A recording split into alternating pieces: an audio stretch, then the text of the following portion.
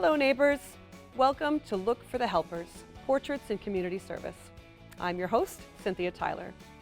For as long as people have lived together, there have been those who have been inspired to give freely of themselves in order to make people's lives better. Volunteers have provided the creation and foundation for so many nonprofit organizations and groups, truly becoming the beating heart of the community through their tireless and selfless efforts. Today, we take time to honor and learn about two of our many local volunteers. Joe Rich is well known in our community as the founder of the Disabled Persons Action Organization. Karen Cross sits on the volunteer boards such as the Seniors Association in Kingston and the Canadian Chamber of Executives of Canada, when she's not at the Kingston Chamber of Commerce, where she is CEO. Please join me as we celebrate our local volunteers.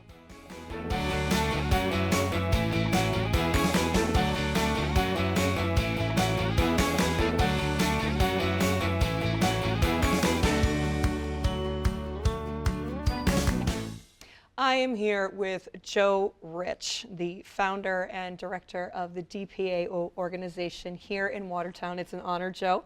Everybody knows you. Thank you for being here. Thank you for inviting me. Of course. I'm gracious. Well, I'm so glad that you're here because you are the founder of DPAO, one of the most influential organizations that we have here in the North Country. Now, that is a very, very large undertaking, and I want to know how it started. What got you into volunteering? Well, I was doing news at Channel 7 at the time, and I was doing the late news and so on. A lady came in during the day and said, "Joe, I need your help. My son, Ronnie Donato, was shot in a hunting accident and left paralyzed, and he was in a hospital, never to come home again." And I said, well, let me see what I can do. I went to talk to John B. Johnson, who was the owner of the Brockway Company and the Watertown Daily Times. He owned the TV station. And I told him the story about Ronnie. He said, "Joe, do what you need to do to help Ronnie." So I was on the air and I spoke about the need for volunteer assistance to help the Donato family. Believe it or not, they put an addition on his home in Watertown and on the north side, and they also put in life support equipment. He couldn't even breathe on his own. It was really a tremendous undertaking. And so what we did was put out a request for donations from people. We also had sponsors, the addition on his home, and then life support equipment, so that if power went out, which it did several times, he lit his mom and his sister 24/7, took care of Ronnie in their new addition, came back from a hospital, and it went on until he passed away at 42 years of age. Remarkable. And Mom was on our board, Pauline Donato, and his sister, BJ. They just did 24/7, and the family also helped. So from all of that, from one instance where somebody said, "I need help," sprang the inspiration for you to create the Disabled Persons Organization. So I put it on the air, and the phones never stopped ringing, and DPAO was formed. In 1974, we did our first concert. Since then, we did 300 more major concerts. And they are a staple. Everybody knows when those concerts come to town, and they know it's for such a wonderful cause. Now, because you were in journalism and all of that, you've seen the stories of suffering and what people have gone through. Yes. Was that part of what inspired you to want to reach out and help? Absolutely that, and also my father my dad was a graduate of Columbia University, came from Italy, lost his eyesight after he had developed a most wonderful pharmacy and the best soda fountain in town, I might add, that I used quite a bit, and so did my friends. But anyway, lost his eyesight right at the height of his career in Watertown, and that ended the practice. And my dad's, as a way of showing what hard work was like, got a job with the city digging ditches. Came home at night with ice on his face. He said, I'm just trying to show you, Joey, what it takes to make it in life. So that inspired me probably more than anything, but then all the people that I saw that needed help, and I wanted to help them. And I didn't want to take a salary for the first 7 years at DPAO. So the state hired me through a friend of mine who ran the Department of Mental Retardation, Developmental Disabilities. I knew him from Watertown. So he wanted me on board on a part-time basis so I could do that and still run DPAO without salary. So It worked out in I your was the favor. first volunteer. For the very first volunteer. Now, in building the DPAO, there had to have been so many challenges to overcome for all of that fundraising and getting people together. Now you've got such a well-run ship. What kind of volunteer positions are available at DPAO? Yeah, first of all, we need sponsors desperately. And what happened 50 years ago when we had sponsors has diminished greatly over the years. We still have some wonderful sponsors, don't get me wrong. They are tremendous. Watertown Savings Bank, Town of Watertown are still major sponsors. And we have others as well that Mike Campbell, our director, has been able to get over the years. And Mike has been there now for, I want to say, 6 years, has done a tremendous job. So and Mel Busler, by the way, Mel is our president of our board. I conned him into joining, and now he's president. I don't want him to leave ever. He's just a wonderful person. He is. None of us ever want Mel to leave, ever. He is, again, another local icon like yourself. Yes. So insofar as, so you have the sponsorships needs, the fundraising, all of that is such a struggle in these communities. So what do you think would be a great way to inspire individuals to come out and volunteer and to give to these organizations? To give to the agency, we promote them at every show that we do heavily.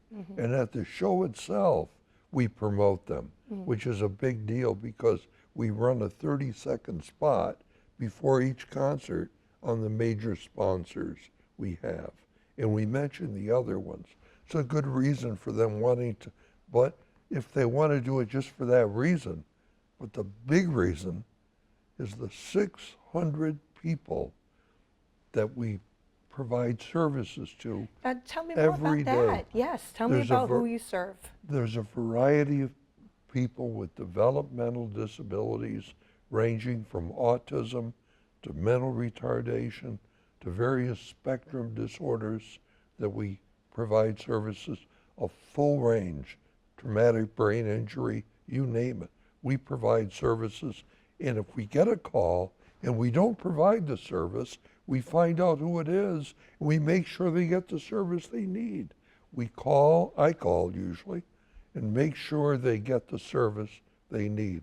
These people could be people just coming to our concerts, and we help them, but we're in desperate need of volunteers who would be willing maybe to answer the phone, to do maybe work on a computer, if we find anybody that gifted to work on a computer.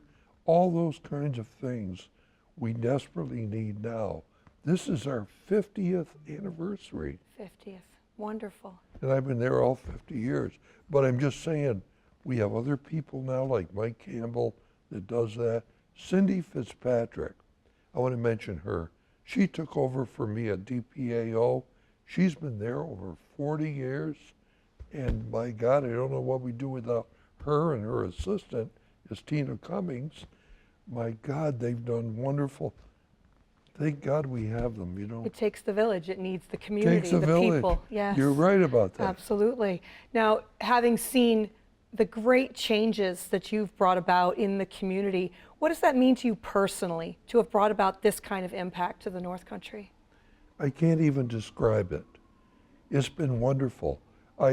Mel does a commercial on TV all the time about he and I together doing something. I don't know what it is, but he has a commercial that's running. And I can't even go grocery shopping. And people will stop me and say, you know, Joe, do you remember this? Do you remember that? And you did that. We brought in, back then when we could afford it, and they were affordable. Loretta Lynn, Willie Nelson, Robert Goulet, Tony Bennett. Tony Bennett had family up here. So on, and people want to remind me about that. But it means so much to my heart. I'm 83 years old now, and I'm falling apart. I want to tell you that. I got things in my eyes watering, my nose is running. I don't know why, but it's part of my disability I currently have. I have a disability now. And so that must mean even more to you, knowing that because you have a disability, that you can help disabled people as well. Yeah. That's I'm gotta not be... nearly disabled as some of my friends who are at DPAO, but I do have a... But to have that connection, to have that understanding, that's got to make it so much more meaningful for you and deeper. Yeah, it does, yeah. So now there's obviously so many memories that you have of the organization and everything that you've done, and it can get overwhelming sometimes, I imagine, with the workload and everything that you have to do. Is there a really special memory that you go to whenever you're feeling worn down and you just need inspiration to keep going? Yeah, it's Ronnie Donato. It's Ronnie Donato, but it's not only Ronnie Donato. There was a little boy in there, I won't mention his last name. His name is Mark. He's passed away since. Mark couldn't even, he was 22 years old, this big, could fit in a stroller, and he couldn't speak. All he could do was squeal.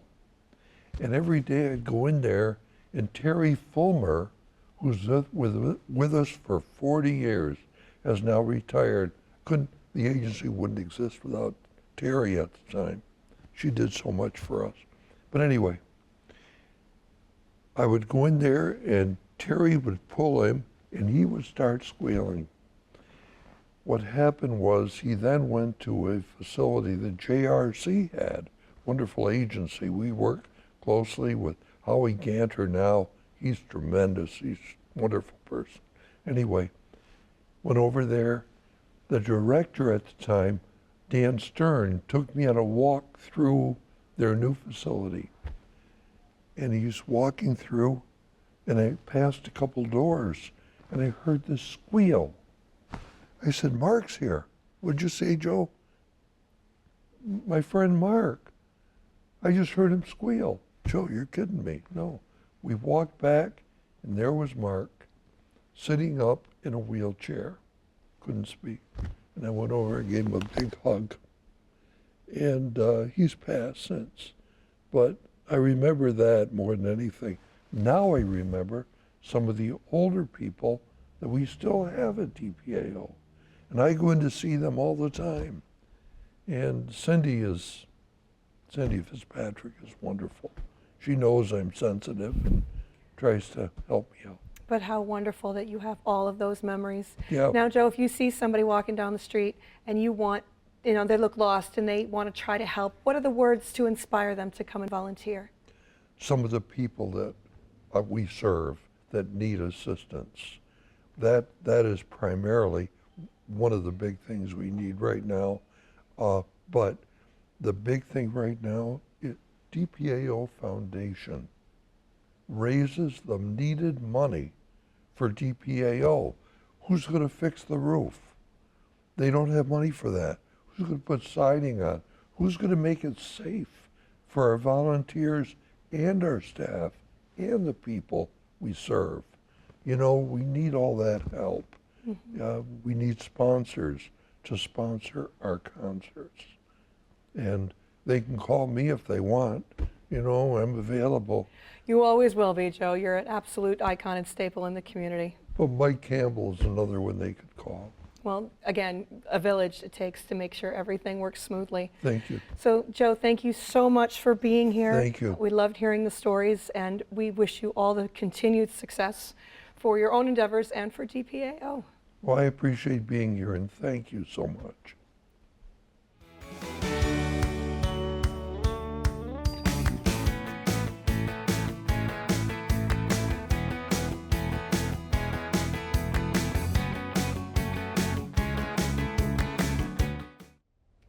I am here with Karen Cross, Chief Executive of Kingston Chamber of Commerce. Thank you so much for being with us today. Thank you for having me. Welcome, welcome. You know, you've come all the way down from Kingston to be with us. My pleasure. Wonderful. And so we were just talking earlier, and you have only just recently got into your volunteering experiences, and you've gotten involved because of this very station. Is that correct? That is correct. This is my very first volunteer when I joined the board here, the Community Advisory Board, which was an exciting opportunity for me. It was 2019, shortly after I became the Chief Executive Officer for the Greater Kingston Chamber of Commerce. And I was surrounded by all these wonderful volunteers. I'm going, wow, they're giving back so much. They're busy business people, and they're still finding the time to do these great works. So I thought, I'm going to look for opportunities myself. And I was approached by Mark, your GM here, and I thought, what a great way to start. And now I'm on 3 or 4 boards.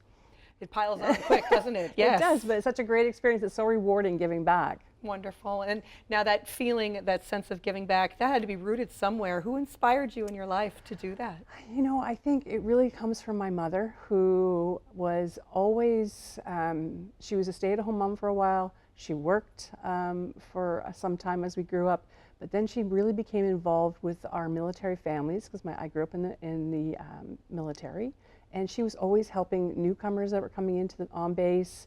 She was working with refugees when the camps were being built within our community and helping them integrate into our communities. And she was doing all these wonderful works. And I went, wow. So I thought, okay, I think that's really where my North Star is looking at. Maybe can I contribute as much as she did in her time? And she still does great work. Oh, that's amazing. Yeah. What a wonderful inspiration. Yeah. That's so incredible. Yeah. Now, as a part of the Kingston Chamber of Commerce, you, of course, are connected to so many organizations in Kingston and the greater area there. When somebody wants to volunteer, can you offer them some information about where to go? Absolutely. There are a lot of organizations within the Kingston community that are always looking for some support through volunteer work.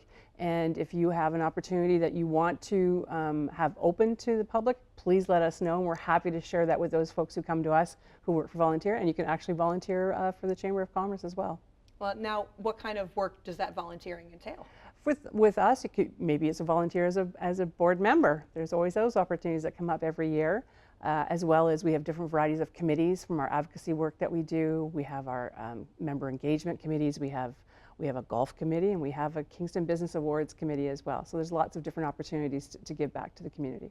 And so those commitments, they're not necessarily hours and hours and hours of time. They can be as little or as much as somebody wants, correct? Exactly. On our board, it's like once a month you meet. You may have maybe a total of 8 hours in a month there. Our committee work is maybe an hour or 2 in a month. So it's not taxing. Mm-hmm. Now, I imagine, because sitting on these boards and you've seen the impact that that can do on the community, that must be kind of overwhelming, having all of that going on at once. Or do you find that fun? Actually, I find it just motivates me to do more.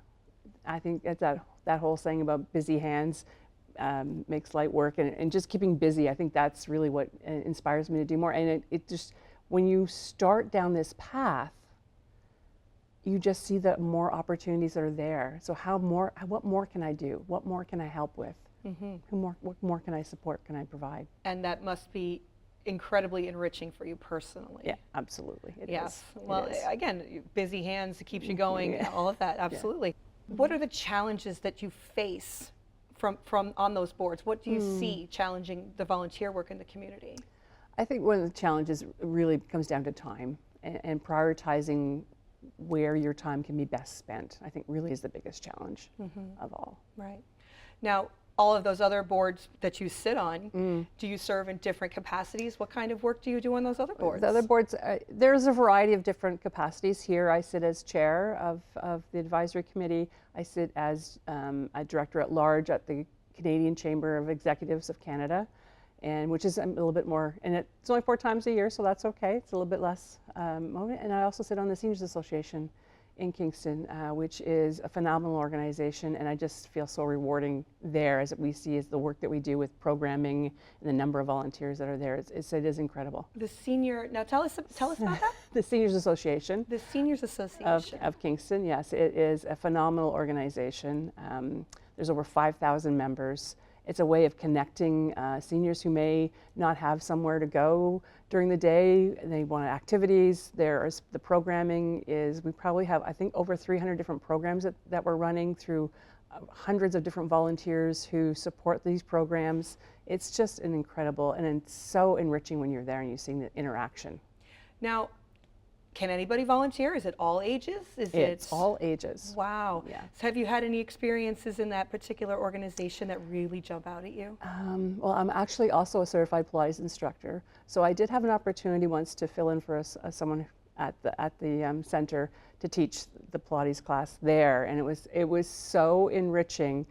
These ladies and gentlemen of an age that were so engaged and excited for doing these exercises, and had a million questions about what this body part was doing versus that body part, and was going, you guys are keeping me on my toes here on all of these things. So I'll have to get back to you on some of those questions they asked me, but it was just so enriching, and that's kind of what triggered me to then join the board when the opportunity came up. That is amazing. Yeah.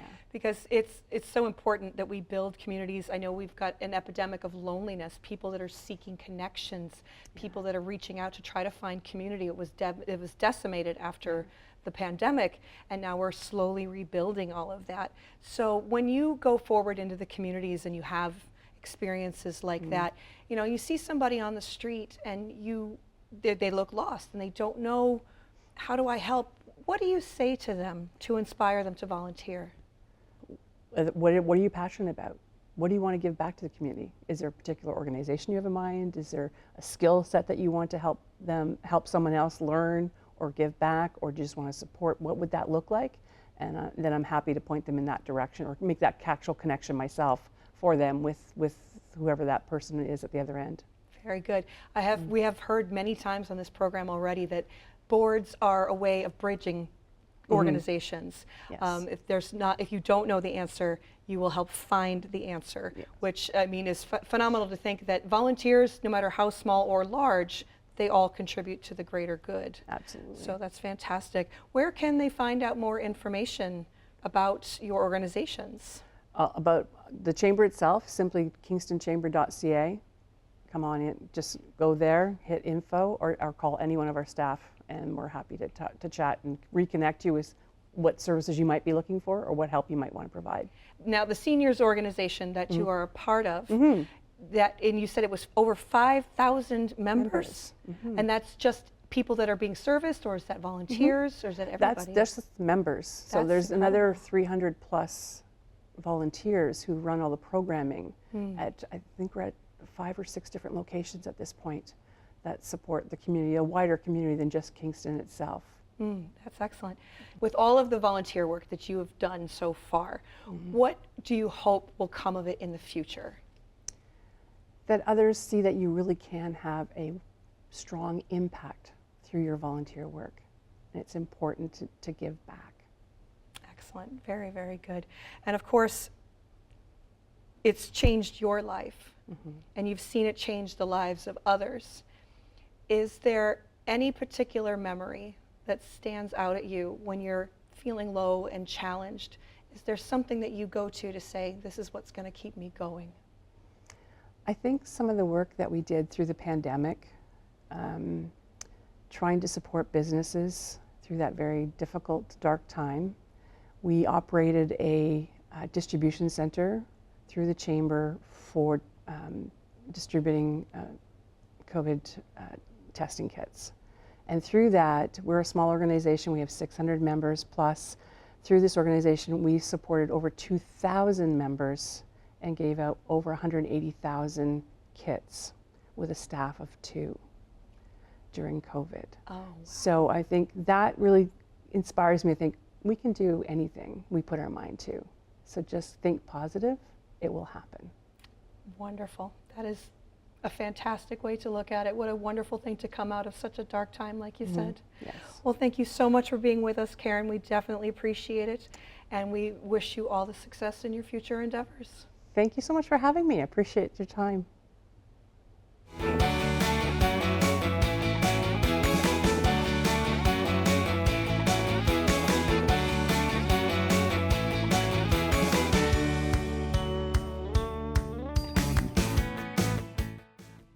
It's a reminder that bears repeating. No one achieves anything alone. The world needs help, and even the smallest amount of help can change the course of a life. We hope that you're inspired to go out into our world and become the helper that we all look for. Thanks for watching.